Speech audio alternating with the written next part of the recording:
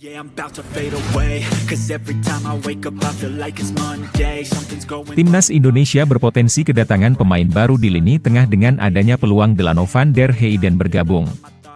Gelandang muda Feyenoord ini digadang-gadang bisa mengisi peran nomor 10, posisi yang selama ini dipercayakan kepada Marcelino Ferdinand.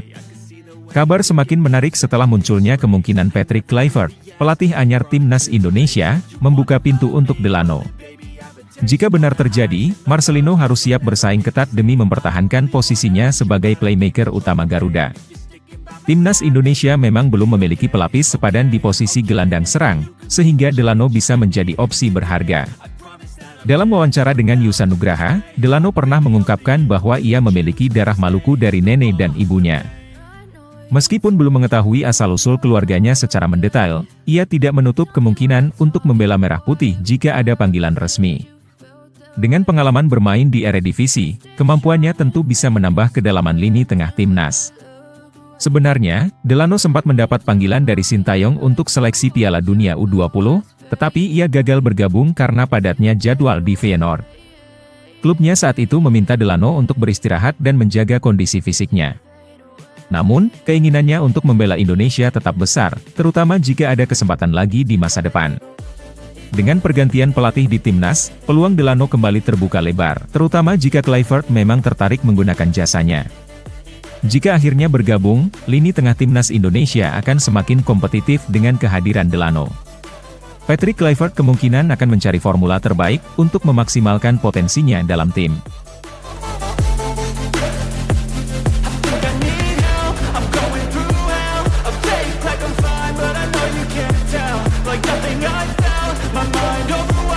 Nama Kurniawan Dwi Yulianto kembali mencuat setelah dikaitkan dengan posisi asisten pelatih Timnas Indonesia di bawah Patrick Kluivert.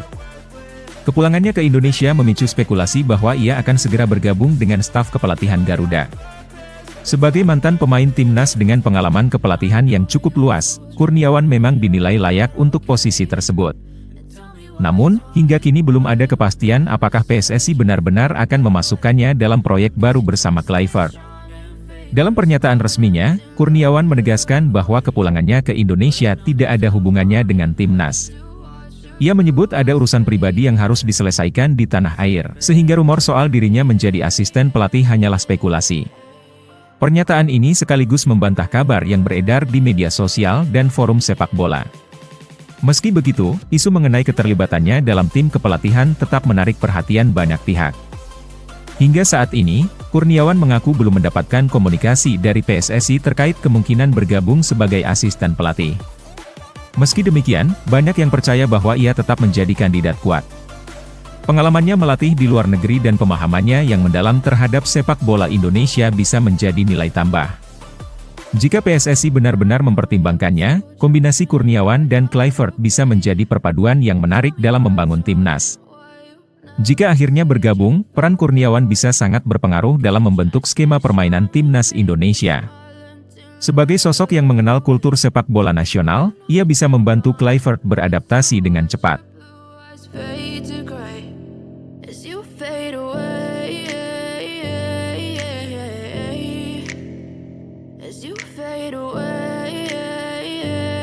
Timnas U20 Indonesia bersiap menghadapi India dalam laga terakhir Mandiri U20 Challenge Series 2025. Pelatih Indra Syafri menegaskan bahwa timnya akan terus berkembang dengan menerapkan permainan menyerang. Ia ingin para pemain memiliki mental baja dan berani menekan lawan sejak menit pertama.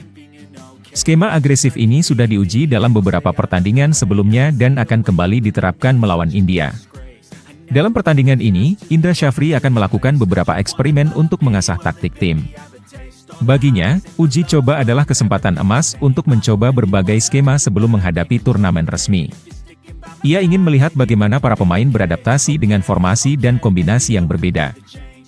Meskipun ada perubahan strategi, filosofi permainan menyerang tetap menjadi prioritas, termasuk dalam sistem bertahan yang tetap menekan lawan. Sejauh ini, 28 pemain Timnas U20 sudah mendapatkan kesempatan bermain dalam 3 pertandingan terakhir.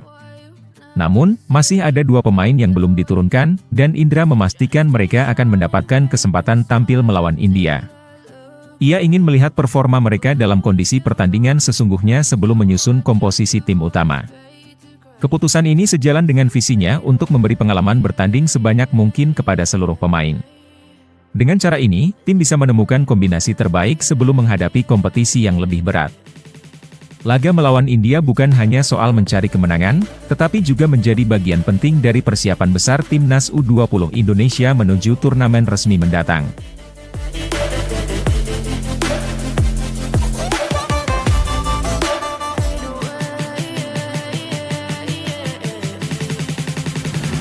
Borussia Mönchengladbach mendapatkan tambahan amunisi berharga dengan kedatangan Kevin Dix. Kepindahan pemain serbabisa ini mendapat pujian langsung dari pelatih FC Copenhagen Jacob Nestrup. Menurutnya, Mönchengladbach sangat beruntung karena Kevin Dix memiliki 3 keunggulan utama yang akan sangat membantu klub barunya di Bundesliga. Nestrup menyebutkan bahwa Kevin adalah pemain yang setia, berdedikasi tinggi, dan sangat solid di lini pertahanan. Kevin Dix telah menjadi bagian penting bagi FC Copenhagen selama 3,5 tahun terakhir. Ia bermain di berbagai posisi di lini belakang, menunjukkan fleksibilitas luar biasa yang menjadi nilai tambah besar. Nestrup mengungkapkan bahwa Kevin awalnya didatangkan sebagai fullback, tetapi kini ia bisa dimainkan di semua posisi pertahanan. Karir Kevin Dix dimulai di Vitesse sebelum ia hijrah ke Fiorentina pada 2016. Ia sempat menjalani masa peminjaman di beberapa klub seperti Feyenoord, Empoli, dan AGF Aarhus sebelum akhirnya bergabung dengan FC Copenhagen pada 2021.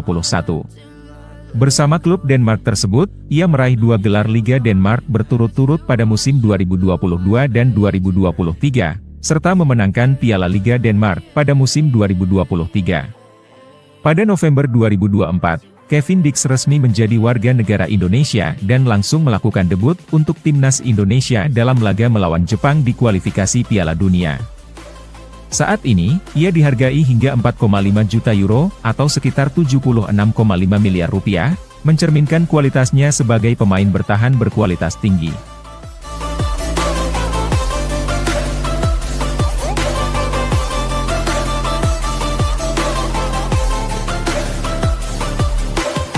Patrick Kluivert menerima kabar baik dari Mads Hilger jelang laga penting melawan Australia dan Bahrain di kualifikasi Piala Dunia. Bek berusia 23 tahun itu akhirnya pulih dari cedera yang membuatnya absen cukup lama sejak terakhir bermain untuk FC Twente melawan Olympiakos di Liga Eropa pada 12 Desember 2024. Kabar ini tentu menjadi angin segar bagi Timnas Indonesia yang membutuhkan kekuatan penuh di lini pertahanan.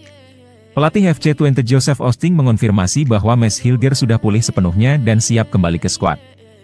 Bahkan, namanya sudah dimasukkan dalam daftar pemain yang akan menghadapi Besiktas pada 31 Januari 2025. Oosting menyebutkan bahwa kembalinya Mads sangat penting bagi tim karena ia adalah pemain kunci di lini pertahanan Twente.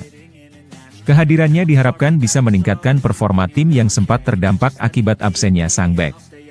Bagi Timnas Indonesia, ini tentu kabar positif menjelang pertandingan krusial di kualifikasi Piala Dunia 2026. Mads Hilger baru saja menjalani debut bersama Timnas Indonesia dan langsung menunjukkan kualitasnya sebagai bek tangguh. Dengan kondisi fisiknya yang semakin bugar, peluangnya untuk kembali membela Garuda semakin besar. Patrick Kluivert pun diyakini akan mempertimbangkan Hilger dalam skema pertahanan tim. Kembalinya Mads Hilger bukan hanya memperkuat lini belakang Indonesia, tetapi juga menambah kedalaman skuad yang dibutuhkan untuk menghadapi lawan-lawan berat. Jika bisa segera beradaptasi setelah cedera, Mads Hilger berpotensi menjadi andalan utama di jantung pertahanan Garuda.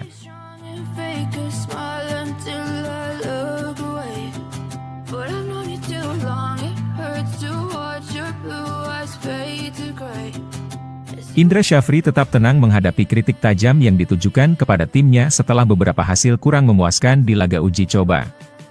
Ia menganggap kritik sebagai hal yang wajar, terutama karena tim masih dalam tahap eksperimen sebelum menghadapi Piala Asia U20. Menurutnya, performa tim dalam uji coba bukanlah gambaran akhir, karena tujuannya adalah mencari kombinasi terbaik sebelum turnamen resmi dimulai. Ia juga meminta semua pihak memahami bahwa proses pembentukan tim membutuhkan waktu dan dukungan.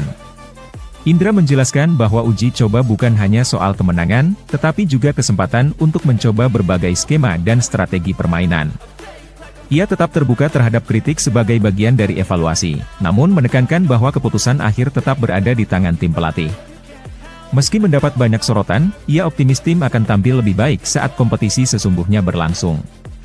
Sebagai pelatih berpengalaman, Indra sudah terbiasa menghadapi tekanan dan kritik, baik saat menangani klub maupun tim nasional. Ia memahami bahwa ekspektasi terhadap timnas Indonesia selalu tinggi, terutama di level usia muda. Namun ia mengingatkan bahwa perkembangan pemain muda tidak bisa diukur hanya dari 1 atau 2 pertandingan. Untuk itu, Indra mengajak seluruh pecinta sepak bola Indonesia agar tetap memberikan doa dan dukungan penuh bagi timnas U20. Ia percaya bahwa dengan dukungan moral yang kuat, para pemain bisa tampil lebih percaya diri dan memberikan yang terbaik untuk Indonesia.